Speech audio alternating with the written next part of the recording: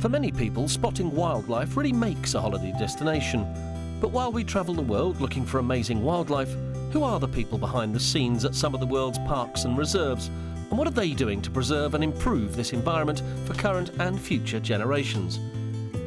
Jasper National Park is one of Canada's oldest and largest mountain parks, established in 1907. It's looked after by Parks Canada, the Park Service of Canada, which in 2011 is celebrating its centenary.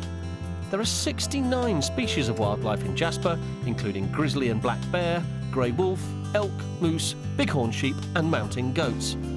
The work of the wardens at the park is not just about preserving it as it is now, but also to improve the park's ecological integrity for the future and to make sure it's available for the enjoyment of everyone. We caught up with a park warden who's been responsible for looking after Jasper's national parks for 35 years on why he still loves the region's wildlife. I've lived here for almost 36 years now, and I've just recently retired from Parks Canada. I worked in Jasper National Park here for 35 and a half years as the wildlife conflict specialist, dealing with all the wildlife issues.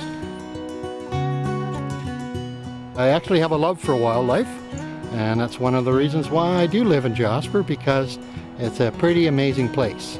You got 4 seasons here, which is, common for Western Canada, and if you're a person that likes to view wildlife or enjoys wildlife, well, things happen differently in all those 4 seasons.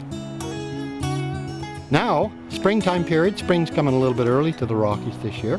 One of my favorite things to do is I like going south of Jasper into some of the meadow complexes down by the Valley of the 5 Lakes.